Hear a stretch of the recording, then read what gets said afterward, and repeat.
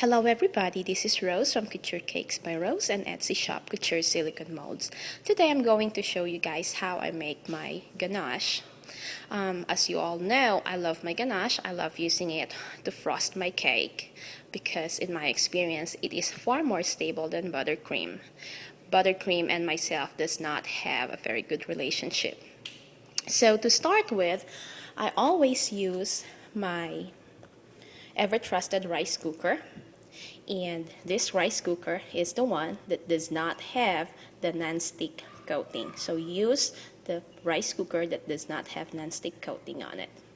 And I also have the whipping cream pre-measured and my white chocolate chips. Now for making my ganache, for white chocolate ganache, I use 1 to 3 measurement, and for my milk chocolate ganache, it is 1 to 2 measurement. So it's 1 part heavy whipping cream to 3 parts white chocolate chips for white chocolate ganache, and 1 part heavy whipping cream to 2 parts semi-sweet chocolate chips for semi-sweet chocolate ganache. I also have my electric mixer with the whisk attachment on it. So let's get started. So first off, we're gonna turn our rice cooker on and we're going to pour our double whipping cream, and this is pre-measured. So I'm using 16 ounces of double whipping cream, and I'm going to wait until this comes to a soft rolling boil. So soft rolling boil, and I'm going to show you guys what that looks like, okay? So I'll be right back.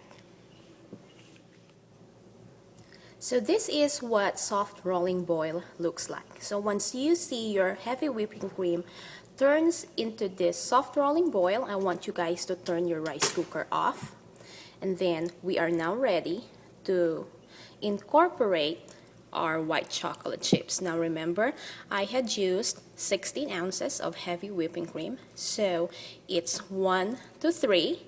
So I'm going to use 48 ounces of white chocolate chips. So what I'm going to do is I'm just going to dump all of that right there, as well as, so that's 48 ounces altogether. We're going to take our spoon and we're just gonna make sure that all our chocolate chips is covered with our heavy whipping cream. And we're gonna let that sit for about 5 minutes, and then we'll be back and I'll show you guys what I do after this step, okay? So after 5 minutes, this is what your chocolate chips is gonna look like. So then, now I want you guys to take your electric handheld mixer, and we're gonna, of course, the whisk attachment is on, and we're gonna turn this on to about 1, just right there, and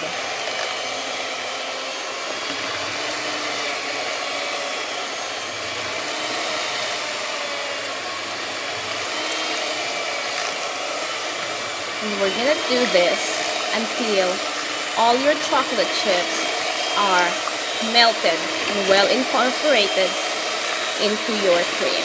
And this is not gonna take long. It's about between 1 to 2 minutes. And you'll know when all your chocolate chips has dissolved, because you're gonna end up with this very, very smooth ganache.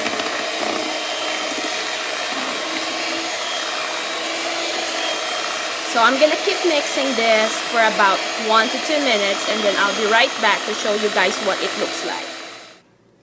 So after whipping, this is what our white chocolate ganache looks like. Let's take our spoon, and there we go. See how smooth that is?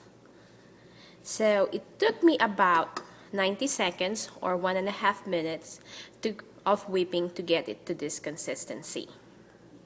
It's very easy to make, almost no fuss, no mess ganache making. So again, for white chocolate ganache, 1 part double heavy whipping cream to 3 parts white chocolate chips. For semi-sweet chocolate ganache, 1 part double heavy whipping cream to 2 parts